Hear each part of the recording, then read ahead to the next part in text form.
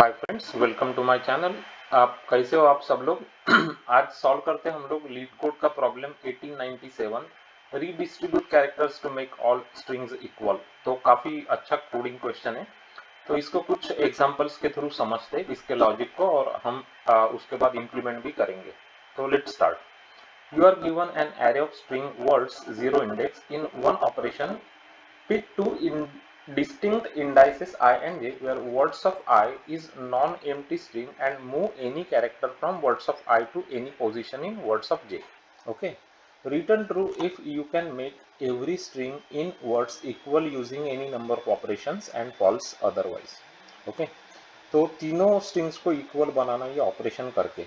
Operation क्या है कि दो कोई भी वर्ड्स ले लो और उनके आई और जे इंडेक्सेस के जो कैरेक्टर्स है उनको आप बेसिकली स्वैप कर सकते हो, है ना। Move any character from words I to any position in words J, मतलब स्वैप कर सकते हो बेसिकली, है ना।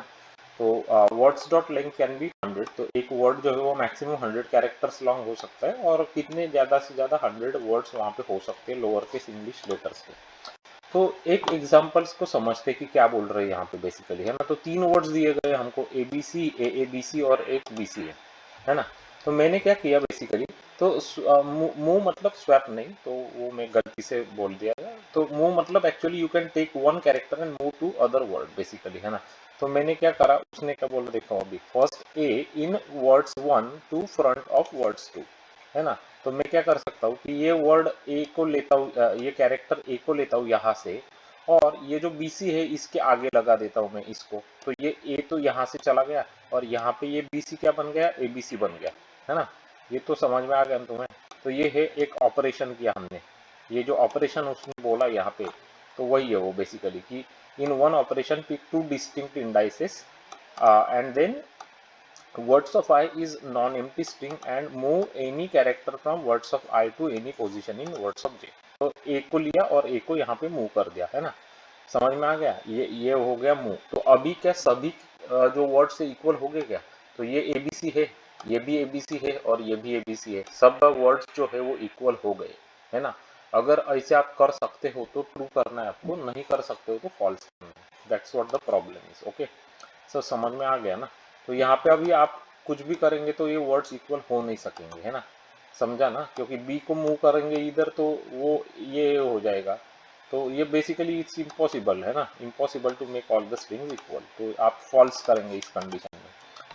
अभी ये ट्रू और फॉल्स का बेसिकली हमको रिटर्न करना है, तो हमको समझेंगे कैसे ये पॉसिबल है या नहीं है ना। समझेंगे कैसे, अगर आपका एक क्विक ऑब्जर्वेशन आप करते हैं यहाँ पे, अभी क्या ऑब्जर्वेशन करते तो मैं आपको यहाँ पे दिखाता हूँ। तो हमने एक ऑपरेशन किया जो दिए गए स्ट्रिंग्स है उन पे, और हमको फाइनली क्या मिला यहाँ पे, हमको फाइनली मिल गया एबीसी, है ना, एबीसी और एबीसी, ये तीन हमको मिल गए, है ना।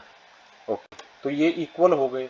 तो इक्वल कब हो सकते हैं वो इक्वल तभी हो सकेंगे जब ये टोटल आप देखेंगे कि ये जो दिए गए इनपुट है इसमें टोटल ए कितने हैं कैलकुलेट करें मैंने।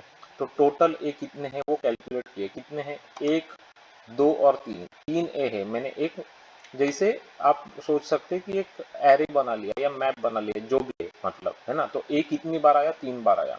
बी कितनी बार आया यहाँ पे, एक, दो और तीन, बी भी तीन बार आ गया। ओके, तो ये भी मुझे पता चल गया। ओके, और सी कितनी बार आ गया, सी कितनी बार आया, एक बार, दो बार और तीन बार, तो सी भी तीन बार आ गया, है ना। ओके, तो सी तीन बार आ गया। अगर आप ये देखते हैं, अगर मुझे ये मैप है अभी अभी मेरे पास, तो मैं इजीली बोल सकता हूँ कि मैं रीडिस्ट्रीब्यूट करके वो सबको इक्वल बना सकूंगा या नहीं बना सकूंगा।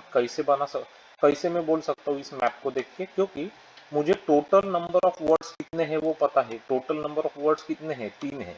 तो मैं एक एक से जाऊंगा यहाँ पे और देखूंगा कि ये कंप्लीटली डिविजिबल है क्या नहीं, ये तीन से बेसिकली, है ना। तो तीन कंप्लीटली डिविजिबल है तीन से, मतलब तीन, तीन इज इक्वल टू तीन बेसिकली, आई मीन टू से, है ना। दिस तीन इज आल्सो इक्वल टू तीन, तीन इक्वल टू तीन। इसका मतलब ये है कि मैं उनको रीअरेंज करके एबीसी बना ही सकूंगा ना, क्योंकि तीन तीन कैरेक्टर्स मेरे पास ऑलरेडी है। समझ में आ गया ना आपको, समझ में आ गया कि नहीं आ गया। ओके, अगर सपोज सपोज ऐसे एक हम लोग बोलते हैं कि यहाँ पे ये बी जो है, ये बी है, ये नहीं है यहाँ पे बी, ये बी नहीं है, तो यहाँ पे बी कितने हो जाएंगे, 2 हो जाएंगे बी, है ना। तो अब क्या मैं बना सकूंगा, इम्पॉसिबल है ना, एबीसी बना ही नहीं सकूंगे क्योंकि 3 चाहिए थे मुझे, अभी 2 ही है ना मेरे पास भी, है ना। तो इम्पॉसिबल हो जाएगा, वो तीनों 3 3 जब होंगे तभी वो पॉसिबल होगा। और 3 ही क्यों, क्योंकि टोटल नंबर ऑफ वर्ड्स 3 है ना यहाँ पे, समझ में आ गया ना, टोटल नंबर कितने यहाँ पे 3 है ना, टोटल नंबर ऑफ वर्ड्स, इसीलिए 3 ही चाहिए वो, है ना। तो समझ में आ गया अभी। तो हम लोग क्या करेंगे कि ये वर्ड्स में से जाएंगे और एक पहले तो ये जो फ्रीक्वेंसी एरे है इसको क्रिएट कर लेंगे, ये फ्रीक्वेंसी एरे ही है बेसिकली, है ना। फ्रीक्वेंसी एरे आप आपको मैप यूज करना है तो मैप भी यूज कर सकते हैं, मैं तो अभी आपको फ्रीक्वेंसी एरे का दिखा देता हूँ। तो देखिए अभी हम लोग जाते हैं और इसको इम्प्लीमेंट कैसे करते हो मैं आपको दिखाता हूँ पास।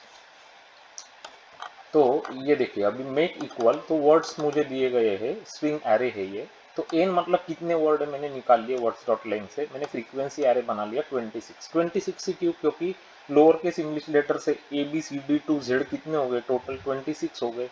तो मैंने 26 ही रखे वो, है ना, क्योंकि 26 ही लेटर से वो। अब मैं एक एक वर्ड को देखते गया, स्ट्रिंग है ना, वर्ड्स को देखते गया, string dot to char array, एक एक कैरेक्टर लिया मैंने उस वर्ड का और उसका फ्रीक्वेंसी बढ़ाते गया मैं। तो जब ये फ्रीक्वेंसी का एरे, वो इंटीजर, इंटीजर क्यों लिया मैंने, क्योंकि वो इजी टू मैनिपुलेट होता है इंटीजर एरे, समझ में आया। इंटीजर एरे जो होता है फ्रीक्वेंसी का, वो इजी टू मैनिपुलेट होता है। तो मैंने क्या किया, हर कैरेक्टर को लिया और उससे -a किया। -a क्यों किया, ताकि वो a0 बन पाए, b1 बन जाएगा, c2 बन जाएगा, z कितना बनेगा, 25 बनेगा, है ना। तो frequency of that character I will increase, है ना। तो ए होगा तो 0 की इंक्रीज होगी, बी होगा तो 1 की इंक्रीज होगी। तो मेरा ये फ्रीक्वेंसी एरे ऐसे बन गया।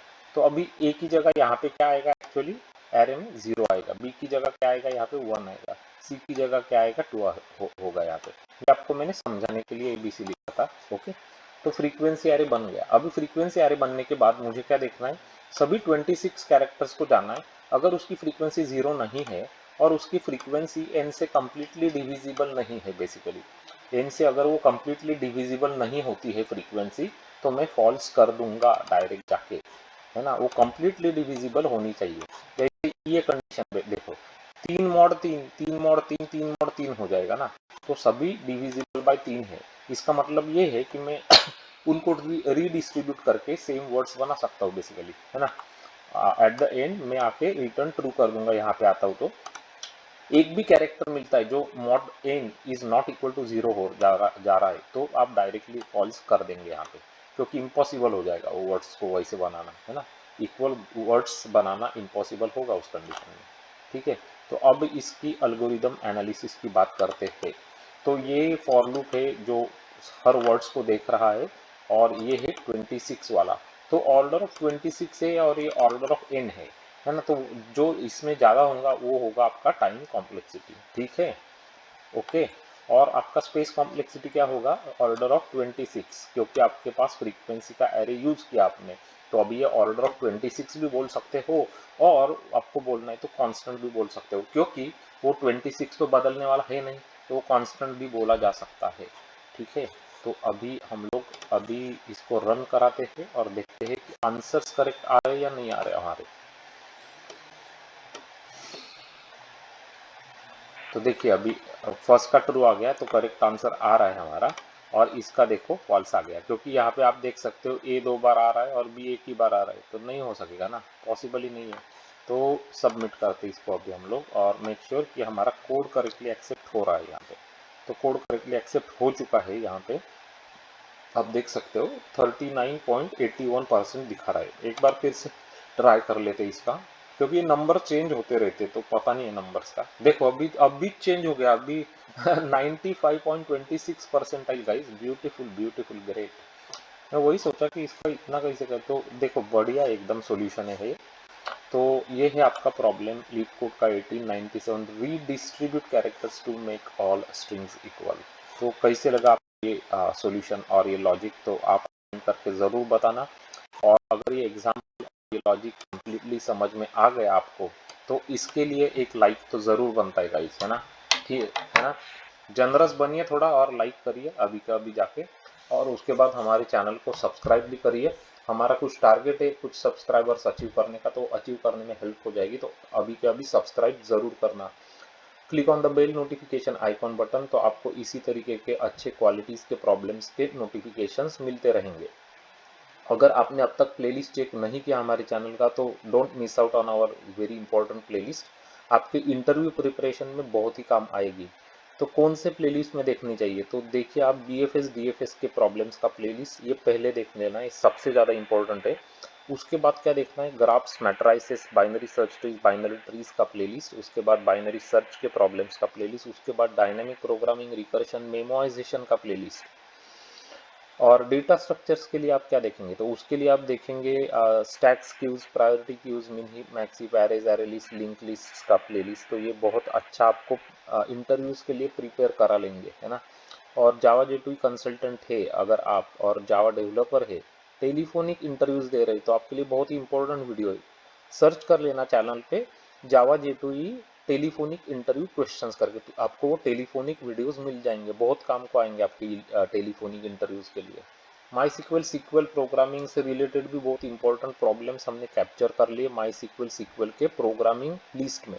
तो आप वो प्रोग्रामिंग का प्लेलिस्ट देख लीजिए, आपको बहुत अच्छे माई सिक्वल के प्रॉब्लम्स मिल जाएंगे जो अभी रिसेंटली जावा डेवलपर्स को इन पर्सन राउंड्स में पूछे गए हैं। शेयर करना ये वीडियो को आपके फ्रेंड्स के साथ, तो वो भी हमारे चैनल के साथ जुड़ सकेंगे। लाइक नहीं किया है अब तक तो लाइक ज़रूर कर देना, सब्सक्राइब करना। Thanks for watching this video, good day ahead, bye bye, और मिलते हैं नेक्स्ट टाइम।